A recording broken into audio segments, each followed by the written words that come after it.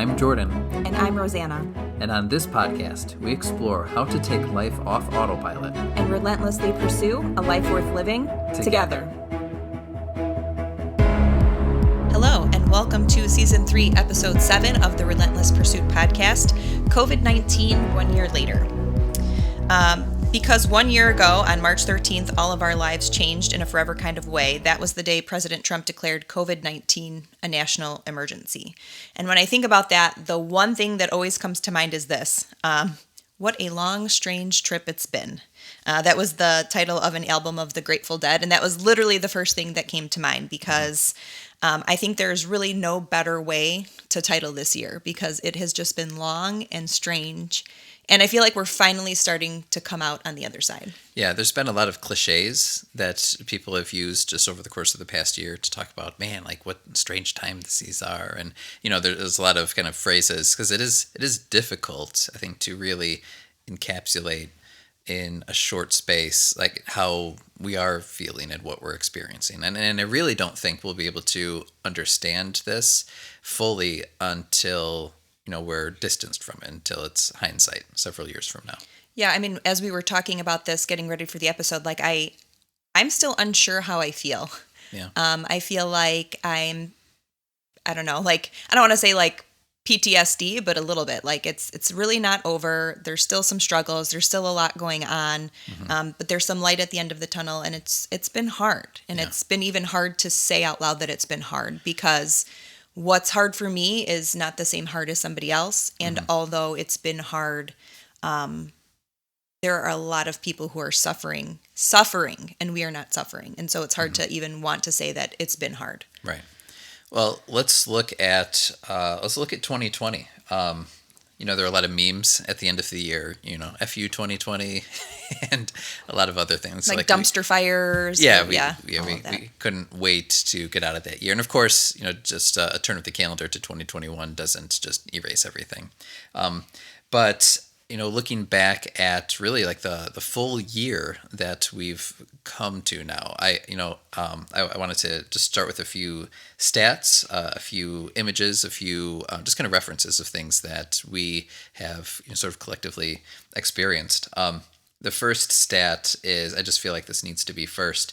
As of today, the total number of deaths, 524,000 in the United States. And it's difficult to wrap my mind around. It's a big number. I remember when the number was much smaller, and just on the news, they would kind of say like, we passed another milestone. I even heard predictions that the total number would be, something like around 400,000 at the time. I'm like, that's crazy. And now, like, here we are 1 year later, we've surpassed that. So I can't imagine. 2.4 million Americans diagnosed with COVID-19. But then we think about the cultural and the economic ramifications as well. There are hundreds of thousands of businesses that closed their doors permanently. And there are millions of people who have been unemployed and seeing their businesses, seeing their careers just gone. Many of which, in terms of businesses, many of which will not come back. Yeah, I mean, it's not even only their livelihood, but like their dreams. For some families, generations of work and sweat, brick by brick building something, and it has completely, erased that for them. Yeah. I mean, and so I think that's the first concern that arose was obviously public health.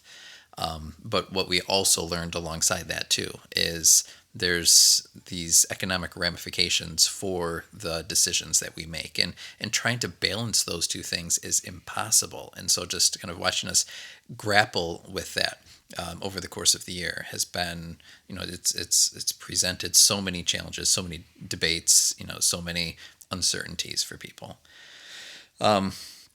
So looking at, some of the things that also happened in 2020 that maybe it's debatable, to what extent they were influenced by COVID-19, but you had a lot of marches and protests and riots.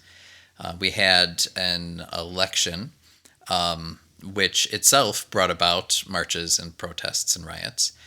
You had, I don't know how to say it, like an awakening of sorts, or coming to terms with just race relations in the United States, and has brought, I think, a new level of discourse, just about how particularly blacks, but all minorities, are just being treated and having fair share of opportunity in the U.S.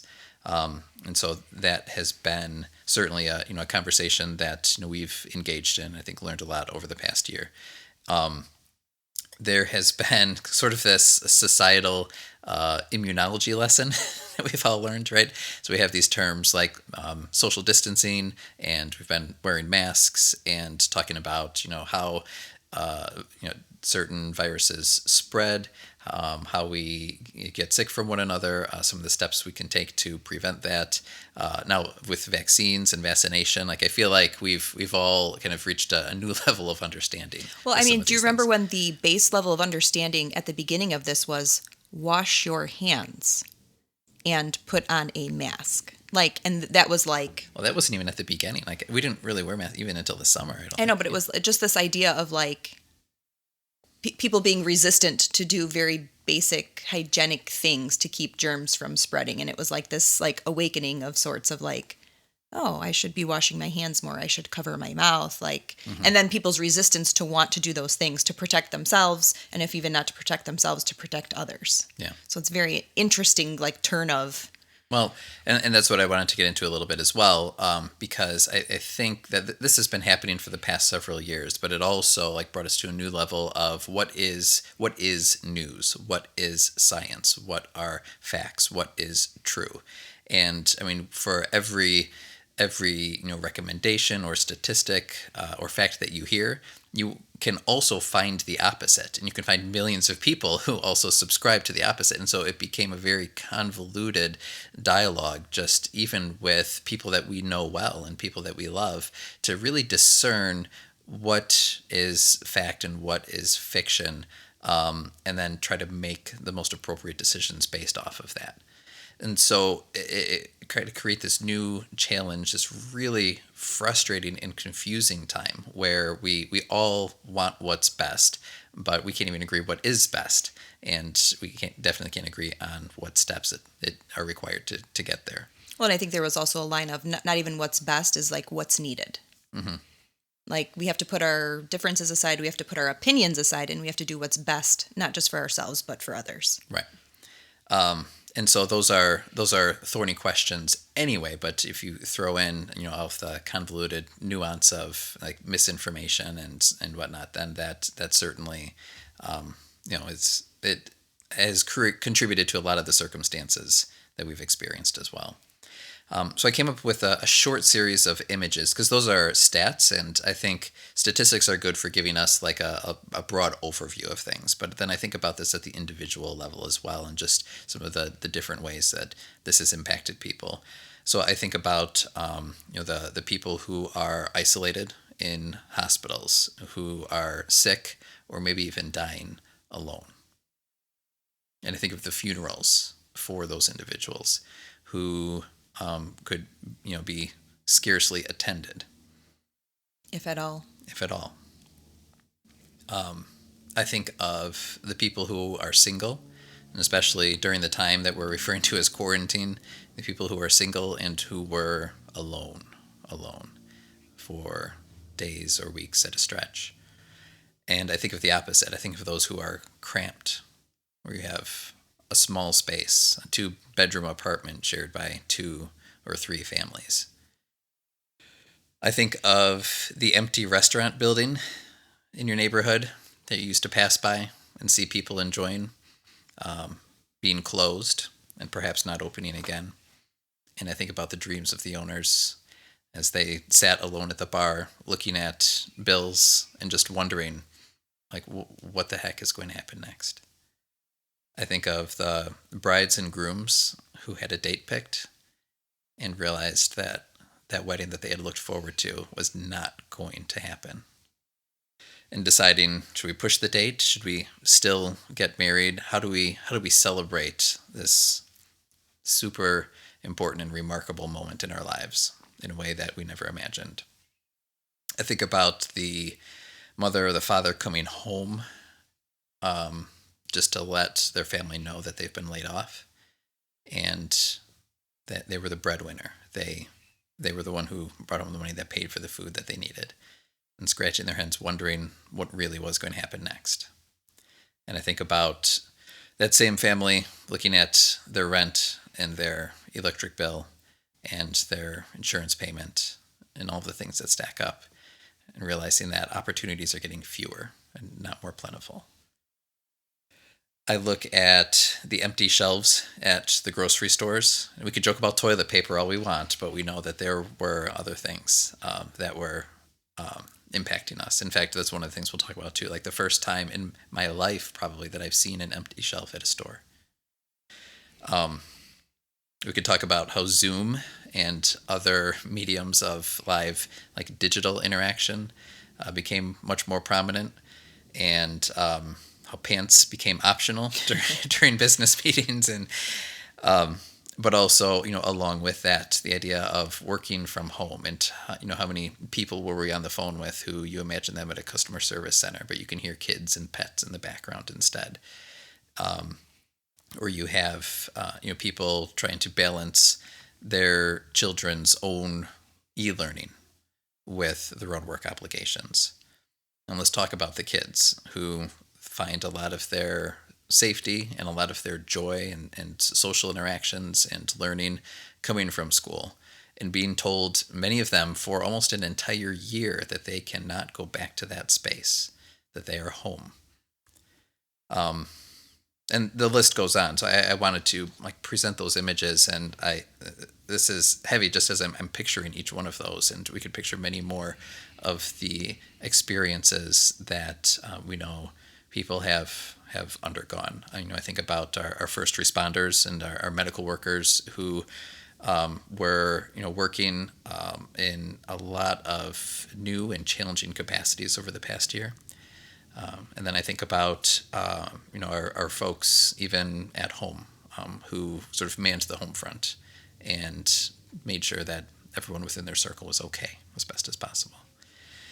So those are the images that come to mind for me, and I didn't intend on even dwelling on those that long, but I feel like we have to give these last 365 days their weight and their due. Because it is unlike anything else, and I don't know. We have to be able to talk about it and recognize the impact that it's had on ourselves, on those around us, and in society. Yeah, knowing now what happened and what, just how it all unfolded. If we knew then what we knew now, it's like you kind of wish you knew, because when it was kind of like a pandemic was called, right, a national emergency and shelter in place and kind of a lockdown ordered, we were looking at each other like, is this for real? Like, we live in a time and a place where nobody tells you to stay home, that you can't go to the store and have a million options of bread and peanut butter and eggs and milk. And so it was kind of like, we had heard the chattering, you had heard the chattering a week before, because you're in public education. Even more so, I kind of heard about this thing that's, and of course everything seems so distant when you watch the news, right? It's other people, another place. And I remember there were memes, like someone couldn't come into work, and there was a picture. This is probably in February of last year. There's a picture we sent on the text that said, I'm sure you have the coronavirus. And it's a guy sitting on a beach holding a Corona, right? And it was that was kind of some of the jokes at the time.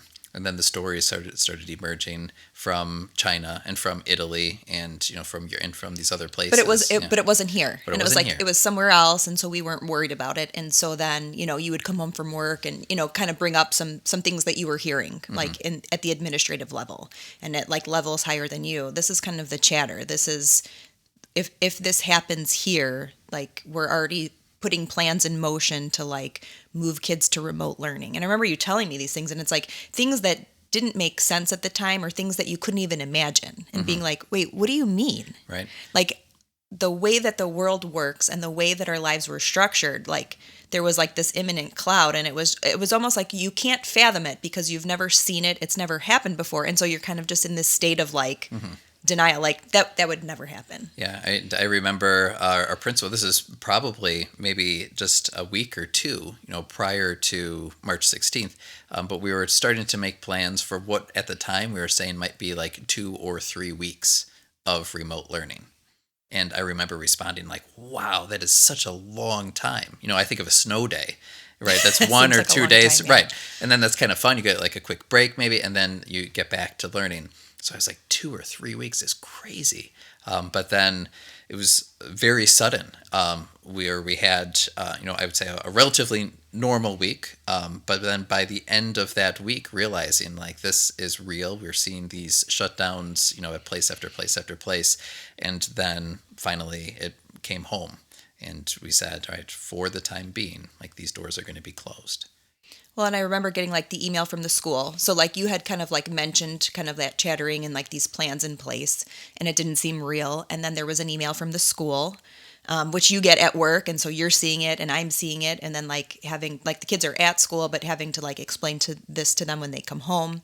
So that was like on a Friday. On that Saturday, Leo had his last basketball game. Yeah. And it was like this saying goodbye to people in this awkward way. 'Cause like, no one understood what was about to happen. And like, okay, yeah, see you. Okay, and even then, see you in a few weeks. Like, well, yeah, there was a couple people who weren't there because they were already scared, and there was this kind of like tension in the air. Mm-hmm. And then it was just like, okay, 2 to 3 weeks. Okay. Mm-hmm. All right. No big deal. Like it felt hard. It felt scary. No big deal. And then as for me, like with a 2, we talked about the Enneagram, a couple weeks ago. This like pandemic kickoff was like my sweet spot, because like as a 2, you often find yourself needing to serve others. So I'm like, okay, we're going to be home. Mm-hmm. I got this. Like, okay, school's going to be online. I went on Amazon. I bought educational games. We came up with a schedule for like how this would work for our kids. We put a schedule on our fridge, mostly so they knew when snack time was and when it was not. Correct. We moved a like makeshift home office into our bedroom because you needed to be on meetings, but you needed a place where there was a door and there was quiet so you could work. Mm-hmm. So we have, and it's kind of awkward to think about it, but we had a workspace in the bedroom, which I hate, but it really became the only practical place here to work. And for even that, I was grateful, compared to, however many families were kind of in the same space, working alongside one another. So I mean, at that moment, I was kind of in a good place. It's like, okay, there's something scary happening, but we're all going to be here. And, we were like facilitating, like setting that up, and what is it going to look like, and how are we going to make this work? And we've got 3 kids who need to learn. And so like, where are they going to be, and how can I help them, and how am I going to facilitate it? And then, looking at each other, I remember on the way home on that Friday, you stopped at Walmart. I was like, well, if we're going to be locked down, we need diapers and wipes for the baby. The baby, he's almost 2, but, and remember you came home with like diapers and wipes and some very large boxes of Cheerios and some other like random items, because you're like, I was there and I felt like there's an anxiety there, and I had seen things I'd never seen before. Like I mentioned the empty shelves. I mentioned like people grabbing carts and like wiping them down before using them themselves. This is before like grocery stores really implemented a lot of those things that we see now. And it was all very surreal. I'm like, this is something different. And and I never, like, even just going to the store. You never stop, because I get groceries, and we have the luxury of, we've had groceries delivered to like kind of help me out with like timing and kids and schedules and whatnot. And so I had ordered some groceries, and then I told you, I'm like, I feel like I need to go to the store and buy more stuff. Good old Americana here. We've got a fridge in the garage, and we're going to stuff that, because what if we can't leave? Like, we need food. There's a lot of us. And I remember being at the local grocery store and like, for the first time, being overwhelmed. I've never been in a store and like felt like I couldn't breathe. I never felt like anxious about food. I was like, what do I get? What do we need? What will stay well for a long period of time? And I just remember being in the aisle and like, literally like holding onto the cart and just being like, the cart was full and I wasn't even sure of what. And it was like this out of body experience. Like, What's going to happen? Are we going to be okay? Yeah. And that was like the first time, like as an adult, I felt fear. Yeah. For the first time, not knowing like what is this going to be. And it's interesting. I think that fear is interesting too, because I don't think at the time we were really afraid of COVID, if you think about it. No.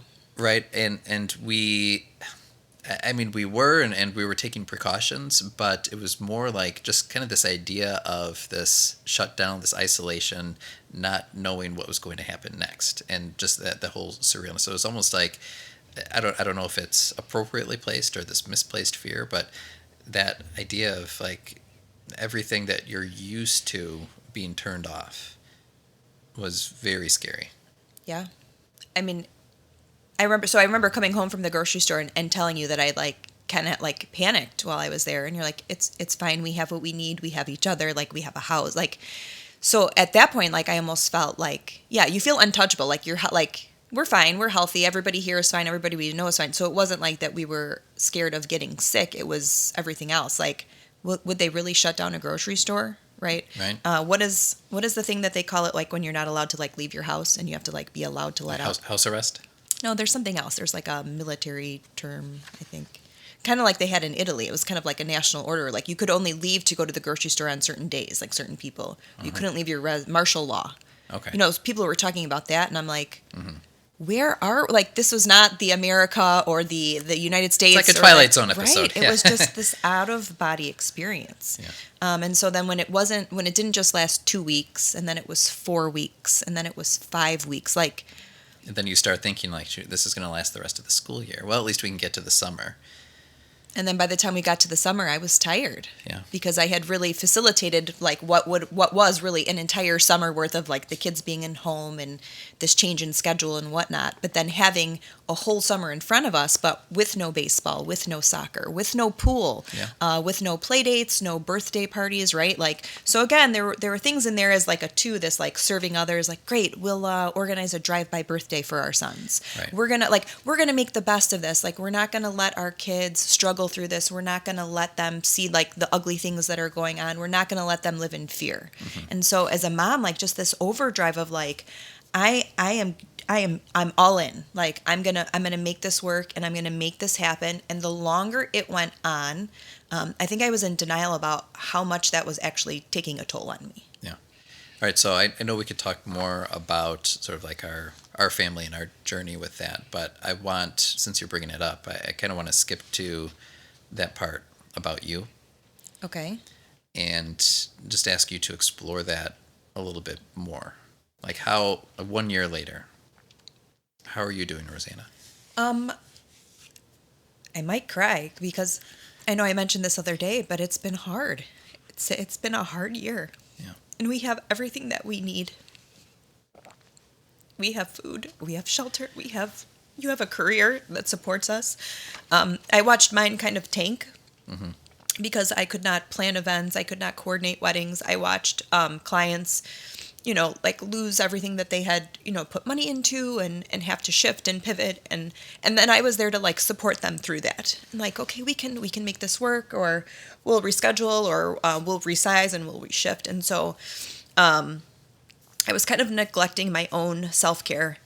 I felt socially and just like emotionally depleted, trying to keep the kids' spirits up and give them what they need, kind of watching them struggle in certain ways, but really just trying to like get them through it. And I had to start asking myself, like, what do I need? Because I was running on empty. I think even now I'm still partially running on empty. Yeah. I had to ask myself if I needed to be the one to help everybody else, and I had to step back. So at what point did you start asking yourself that? I think it was when the plan was for the kids to go back to school, and the school and the district here has done everything that they can. I love our teachers. They have so done gracious everything they can to get these kids in and to facilitate learning. And then when it was determined that just because of space and regulations and the things that they were being told, like it's not like just their random decision, that they couldn't go back. So that would have been like maybe like mid-August. I was like, oh, okay. It's been 6 months. And even then I was kind of starting to work, but it was hard. Yeah. It was a hard juggle. Is it hard for you to say that? Maybe hard for you to kind of get to the point where you can even ask yourself like how you're doing, is because I almost see it as two reasons. So like the first is that your inclination is always just bent to take care of others. But I also think too that, like we have listed, there are a lot of people genuinely suffering. And do you feel like you can't give yourself permission to feel sad or challenged because your suffering is, I mean, just in comparison to others, and it is the truth, and we can acknowledge that. Like in comparison to others, you still have it. 100%. Yeah, and so it's difficult to say like, well, it's hard for me. Well, and there were, a couple people who would ask, like, "Hey, how are you doing? Like, I know you've like been home with the kids through all of this. I know your business is just like you can't take on clients, you can't do this. Like, is that hard for you?" And I would just kind of brush it off, and I would say, like, it is what it is. Like, none of the things that are happening outside of what's in my house I can control, and so the only thing I really can control is my response to it. And so for my response to it was, I'm going to do the best that I can with what I have. But that became like smaller. Yeah. Because I would focus on so many other people and things and what they needed. I mean, I was watching people that I knew and that I loved fall apart during this. Yeah. Because being at home, like trying to school at home it was hard for them, and it didn't work for their kids, and it didn't work for their family. I mean, people like in tears, people like I'm talking to and they're sobbing and they're not in a good place. So for someone to be like, "Oh, hey, how you doing?" My response is usually, "I'm fine." Right. Because I've got it. Yeah. Like I would muster through, and even if it wasn't hard. If you're not feeling great, like you can still have enough energy for the next day. Correct. And so it was hard to like tell people. I mean, and I remember telling a few people like, "I feel like I'm drowning," and they would literally say, "Oh no, you're not." Like, yeah. Right? Like the kids are happy. Oh, you're doing a podcast. Oh, I heard you like you just are going to pivot some of your events and you're still going to do like you and your husband have an education background, so it must be easy. Oh, it must be easy. And I right? remember someone told me that like, "Oh, it must be nice that Jordan can sit there with the kids and you and help with all the schooling." And I go, "Jordan's upstairs from the time he wakes up until the end of the day working a normal day. He's not down here helping me navigate 3 kids' learning schedules." And I said, I'm getting no help. And there was like this realization that like everybody thought their hard was harder than everybody else's. But we were all struggling, all of us. In all of our situations, whether we had jobs or not had jobs, had food, didn't have food, had kids at home, were alone by ourselves. Like we were all struggling. It was hard for everybody. Everybody's hard was just different. Yeah. And so for me, I think I realized like everybody was struggling. But sometimes I felt like no one allowed me to be like I didn't have permission to struggle. Right.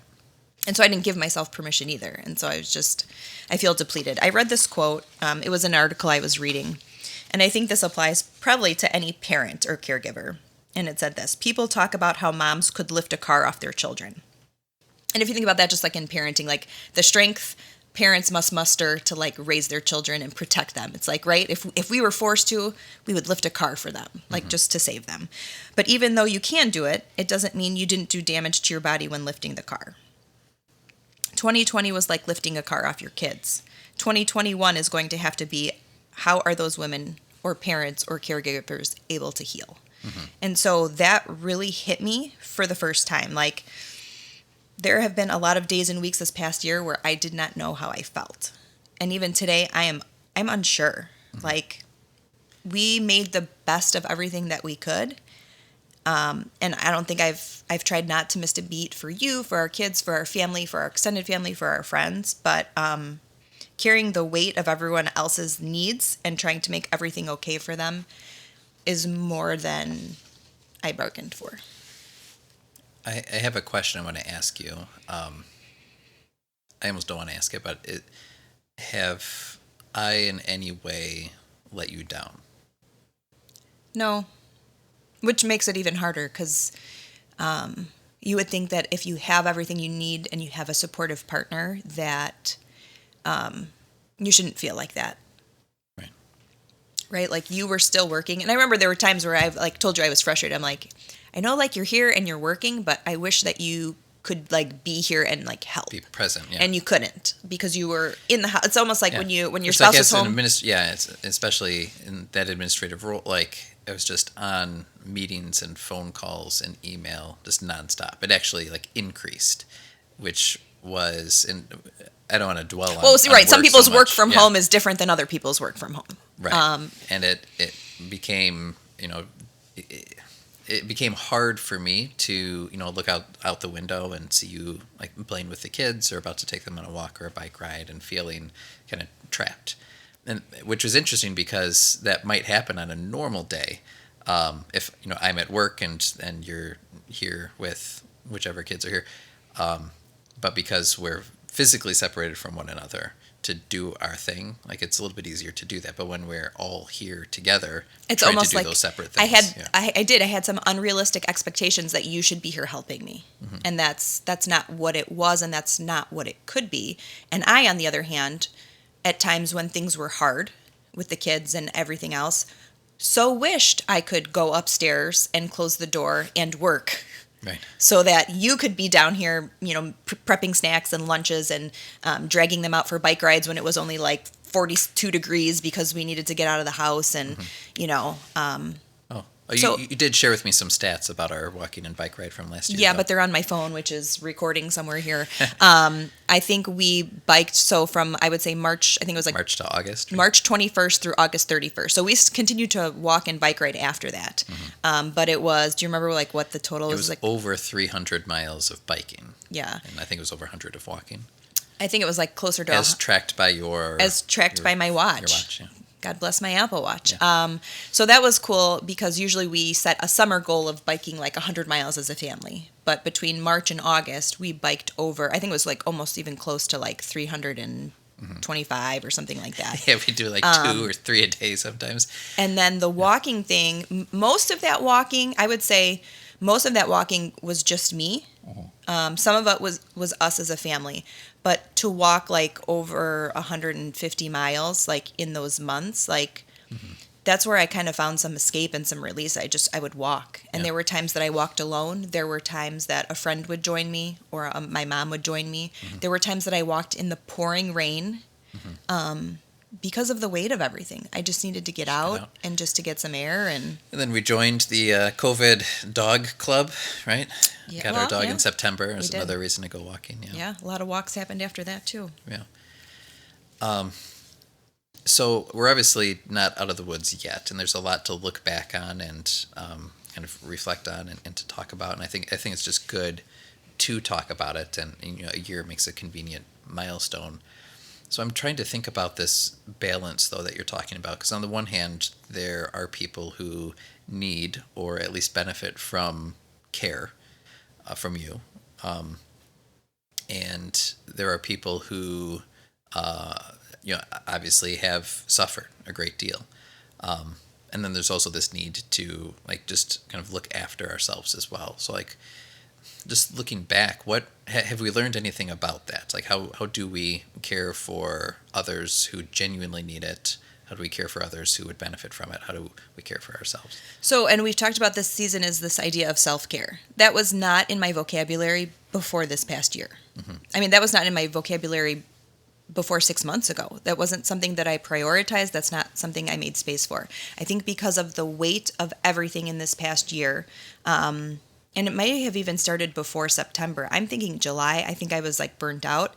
And I think I've spent more time just like an hour at a time when there's free time. Now, there is no free time in our house with 4 kids. There is just not. Our 2-year-old doesn't nap. Nobody naps here. Like, there's no free time.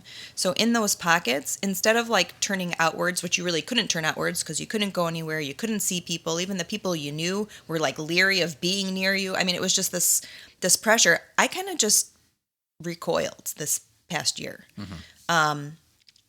You would just say, go upstairs and close the door. You told me that at least once a day, just go upstairs and close the door. And I would literally just sometimes sit there and do nothing because I was just overwhelmed. And so I think there was a lot of that. And then it shifted into like finding good, healthy alternatives.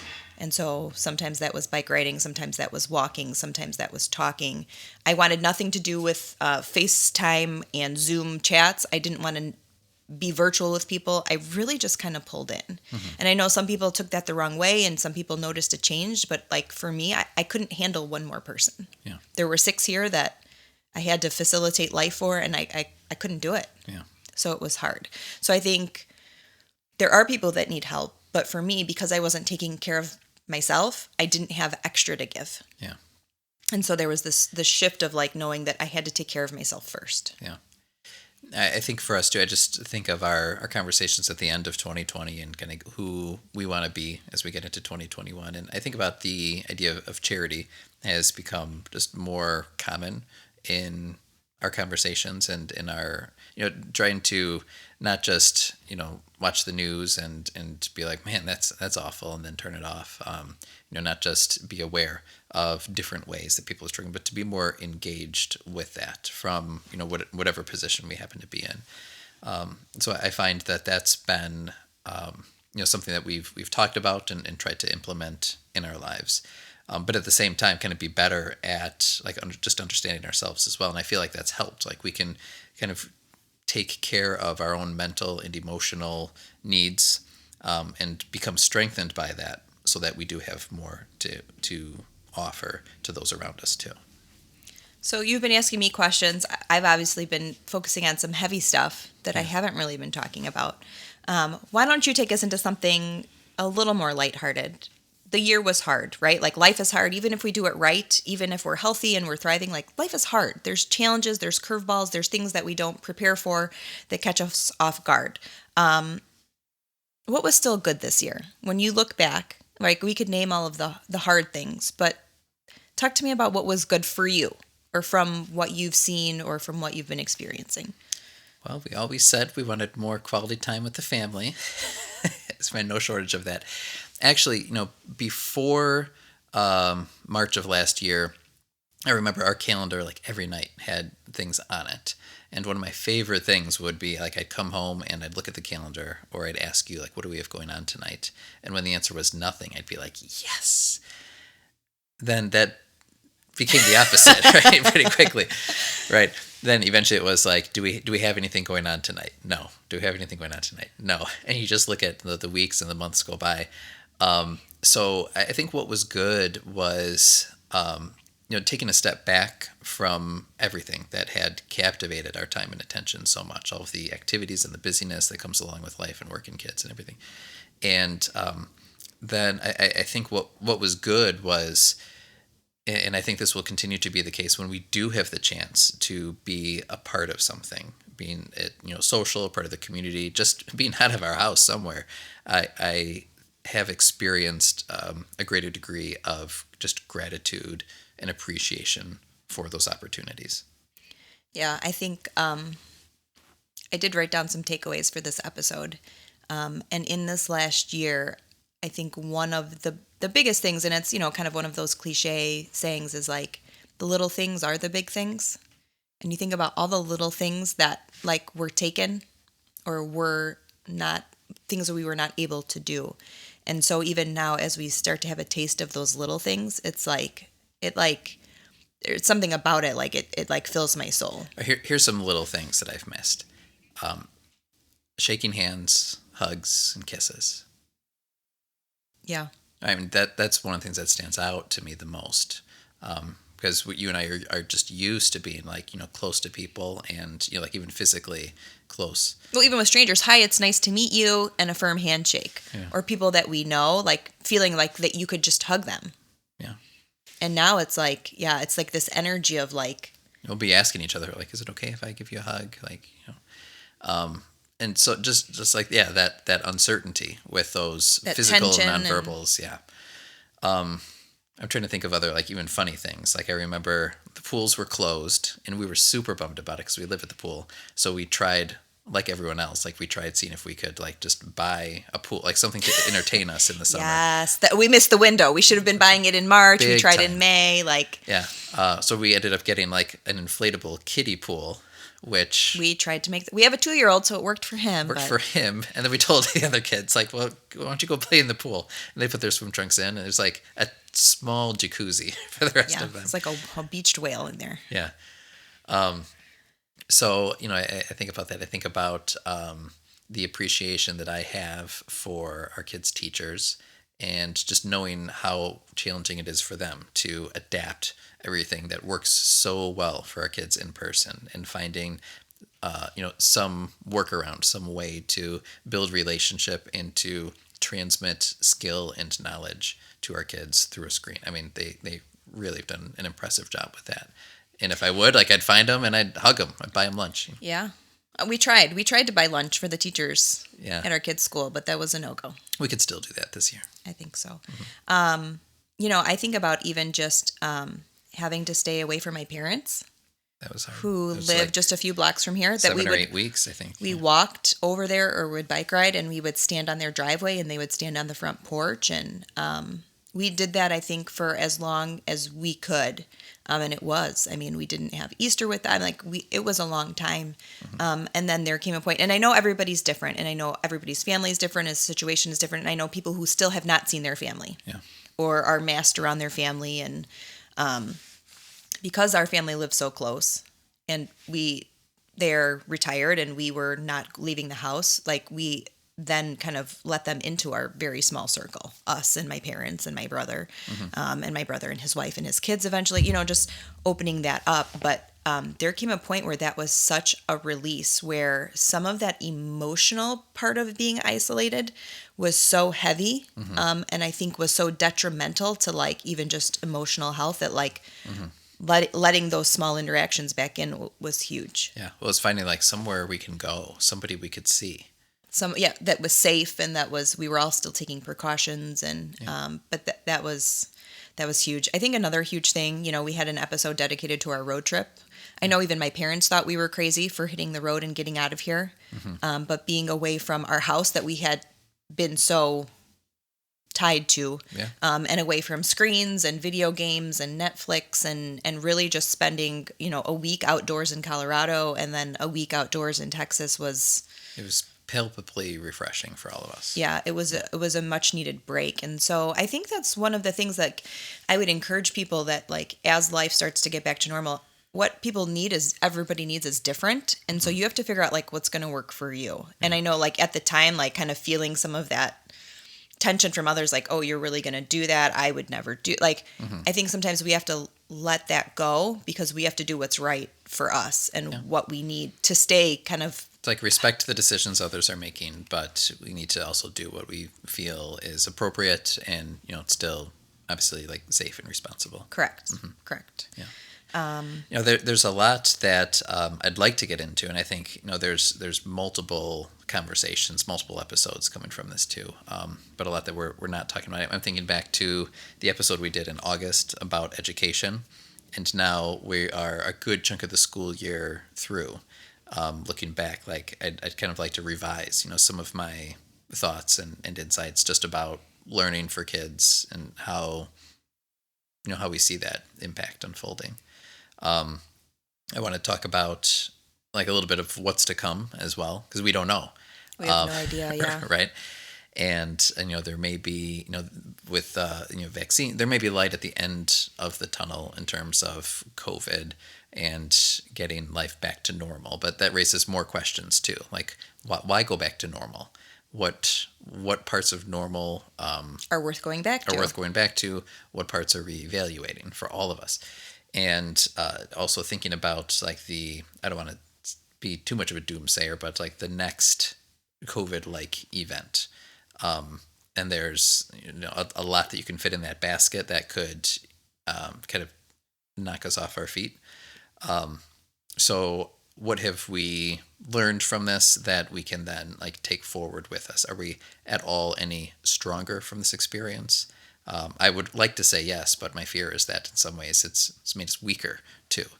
It's just worn us down. So how do we brace for upcoming challenges, whether they're personal or global? Yeah, that's a scary thought to have.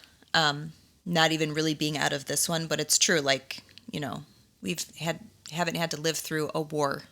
We haven't had to live through, like, there are certain things that we haven't had to deal with. So if something like that did happen, how does this past year, what we've learned about ourselves, or what we need, or how to structure things, or who we need to lean on, like, what does that look like? How do we make sure that we have some of those answers so that if faced with a similar challenge, we can kind of learn and grow. Yeah. So you do have some takeaways that you wanted to close with? Yeah, you know what? I have a few. And, you can kind of make what you want out of them. I said this one earlier. Life is hard, even if we do it right, even if we are healthy and thriving, if we have a savings account, in case of hardship, like life is hard. Yeah. Right. This was more emotionally taxing on me than I ever thought. And not that I ever thought, I never anticipated that. So it was just supposed to be, So part of your takeaway is just like, it's okay to say that out loud. I think so. Even if your heart isn't as desperate or as it's not as severe as somebody else's. Like, hard is hard. Maybe that's the other thing too, is recognizing that it has been hard, maybe in different ways, but it's been hard for everyone. And having that empathy as we just encounter other people. Right. And the kind of like that no expectations. Like, we can't expect everyone to feel the same way about, vaccines or what's next, or do the same things that we do. And it's more of like, this is a personal thing. Like, you got to handle you and yours. And, that's all you can really worry about at this point. Yeah. The second one is, if we come out of this the same, I think we did it wrong. And I would hate to say that anybody did anything wrong. But like, when you spend months in the confines of your own home, like, did you take the time to notice all the useless stuff that you own? Did all the extra time you have you questioning your priorities, right? Yeah. If you strip away all the stuff that happens outside of your home, like, do you see where your priorities, did you have priorities in the wrong places? Do they need to shift now? You're saying we kind of saw the life that we had built for ourselves in a very raw way. Were we pleased with what we saw? Did the slower pace, the empty calendar, the social and political unrest show you what truly matters? Did it reveal any biases? Did it reveal some ugly parts of you that you didn't want to admit that you're now having to address? Okay, for me, it was a lot of those little things were the big things. Faces, people, living in fear. It's getting me to question what's next for me, for us. Yeah. When the world outside your door begins to crumble, there's only one thing you can control, because we couldn't control anything that was happening. Right. And the only thing we can control, you want to guess what that was? Ourselves, our own attitude and our own reactions to it. And so I think that's a huge takeaway even for our kids, right? Like, if we sit down and have a conversation with our kids in the next couple of weeks about this past year, and maybe celebrating all the ways that they pressed forward, I think that's a big takeaway for them that we need to coach them through. Well, yeah, and I didn't want the episode to end without us acknowledging our kids too, because frankly, that was the hardest thing for me, was to watch their just opportunities to be a kid have dwindle over the course of the past year, and in all the ways that means, from schooling to relationships and everything. So, I think that's a good idea, pulling them into the conversation similar to this one and celebrating them for who they are, and trying to find some ways to continue to strengthen them and reopen some opportunities for them too. Yeah, I mean, for our kids, tomorrow they're going back to school. So on 5 days a week, baby. You'll be listening to this after record, but it is Monday, March 8th. Our 3 children, our oldest 3, will be returning to school 5 days a week. And I am still unsure how I even feel about that. Now they've been here and now they're leaving, right? It's everything I've kind of hoped and wished for. But instead of being happy, I still feel uneasy. Yeah. And I feel confused, and I don't know what's next. Not for them and not for me. But talking to another mom at the gym, she said, I'm watching my very smart, very athletic, very outgoing child start to wilt at home. Yeah. And so I can only be happy that our kids find the joy of being a kid and the joy of being at school again. Yeah. Regardless if it's in a mask, and regardless if it's 3 to 6 to 9 to 12 feet away, just that sense of normalcy. So, and then I think the last one is, life isn't just about us. I think we get so caught up in ourselves, in our own lives, in our own dreams, the ones that have been shattered and broken and deferred, in our own plans. But how often are we aware of others, right? Even just the acknowledgement that this is hard for everybody, and so I have no expectations for anybody. Everybody is dealing with their hard, and so I'm just gonna a blanket of love over it all. right? Like I'm not going to tit for tat. I'm not going to measure. I'm not going to look where the grass is greener. Like I'm just going to give love and grace to everybody because they've all been going through it in a variety of, capacities. Yeah. That's good. I think this is a good conversation to return to as time goes on as well. Because like we said at the beginning, like sometimes hindsight has a way of helping us frame a better understanding of things than we could at the moment too. And we're still, kind of in the midst of the experience. So I think it's important to just continue like reevaluate our experiences and what we're learning. And if we're even applying, those takeaways as effectively as we could and maybe adding to them as well. Yeah, and I hope we can all look back too with a sense of like levity on a few things. You and I made some TikTok videos together. Yeah, I have an incredible Trick Shots TikTok video that got so few views. Maybe we'll post them this week. Yeah. I got you to sit down, and you're not like a TV watcher, but watch the Tiger King on Netflix. Like there are just some things that we literally, just let ourselves have in quarantine, right? Like you would wear a nice shirt on top and had sweatpants or shorts on the bottom. Like, sure. Like let's laugh about those things because like really, like if we can't laugh about some of these silly things,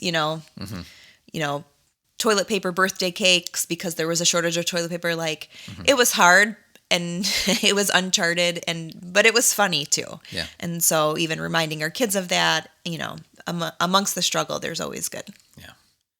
Well, thank you, everyone, for listening to our conversation about COVID 1 year later. I really hope that we, in some way, have done justice to just the experience that, of course, that you and I have shared, but, all of us, just societally, have undergone over the past year. And as always, we're interested in hearing more of your thoughts and your takeaways and your experiences as well. So if you get an opportunity on social media or on the show notes page, give us a shout out and share with us any of your struggles, any of your funny moments as well. And we're interested in compiling some more of these experiences from everyone around us. Hopefully we all have more to learn as we go. Thanks for joining us today. We look forward to our episode next week, and we'll talk to you guys soon. Thanks, everybody. Bye. Bye-bye. Thanks so much for listening to today's show. We hope you will use this conversation as a starting point for your own. We hope you are encouraged to think and act more intentionally. If you want to learn more, you can visit our website, therelentlesspursuitpodcast.com, where you can find notes on today's show, plus additional blog posts, and you can subscribe to our free members list. Please subscribe, leave a review, and share with your friends. Facebook and Instagram are two great places to connect with us for daily doses of our quotable quotes, behind the scenes, and real-time photos, videos, and challenges. Until next time, let us know how you are taking life off autopilot and relentlessly pursuing what matters.